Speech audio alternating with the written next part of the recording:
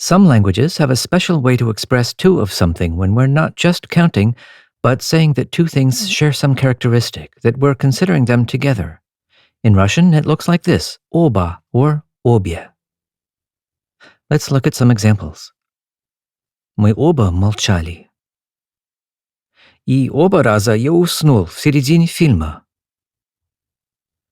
Мы обе должны уехать из Нанси, и обе очень грустим из-за этого.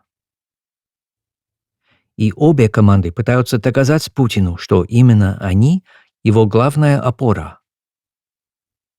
Notice how we use oba with masculine or neuter nouns or a mixed gender group. With female persons or feminine nouns, we use obye. But what do you notice about the nouns after oba and obye? Oba раза, obye команды. These look like the genitive singular, just like we'd have after два or две, which makes sense since oba, like the English both, always refers to two things or people. And there's another way that oba and obye behave like два or две. Let's look at the adjectives in these two examples. Несколько минут оба старых друга сидели молча.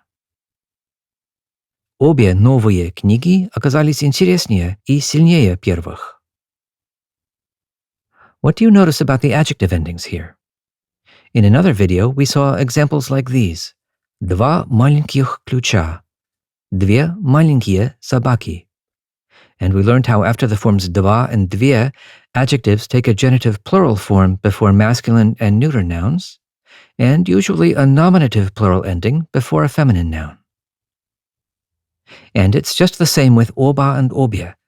Оба старых друга, обе новые книги. Also like numbers, oba and obye change for case as well. But the endings will probably look familiar. We can just take the plural endings for a soft stem adjective like последний and put them after the stems обо and обе.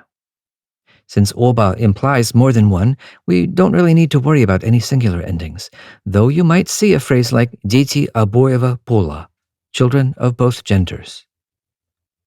Let's look at a few contexts where we use these case endings. У обоих фильмов был свой неповторимый стиль. Так вот, нас обоих отправили в отпуск. У меня вопрос к вам обоим на самом деле. Настоящий проект может быть выгоден для обеих сторон.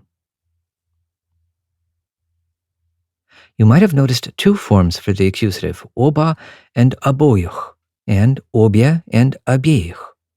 This reminds us that in the accusative plural, animate nouns look like the genitive plural, я знаю этих студентов, while inanimate nouns look like the nominative plural, я читал эти книги. And we see a similar pattern with forms of оба, too. Он видел обеих девушек на лекции. Я видел обоих студентов на лекции. And with inanimate nouns, we use оба and обе, just like the nominative forms. Я читал обе книги. Я потерял оба паспорта. And here's a note for English speakers. We sometimes use the word both to refer to two different things, both you and I, both Oleg and Masha, both at home and abroad. But many other languages use a different construction for this, and Russian is one of them. For this sense of both and, or when we mention more than one thing or person, we use и. Мы все помним, и хорошее, и плохое. Все становятся богаче, и граждане, и государство. Училась и в Швеции, и в Норвегии. So remember to use и with more than one word, and оба with one noun or pronoun.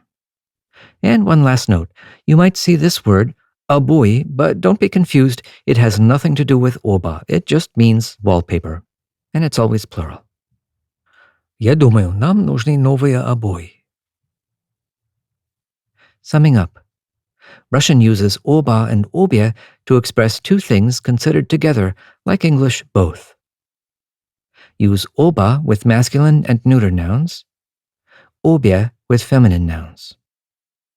Adjectives after оба and обе have the same endings as after два or две. Оба маленьких ключа, Обе новые книги. Оба also changes for gender in other cases, with the stem обо for masculine and neuter nouns, обе for feminine nouns. And these stems are followed by the same endings as for soft adjective stems, обоих, обеих, обоим, обеим, and so on. Use оба, обе with one noun or pronoun. When mentioning more than one thing, use и.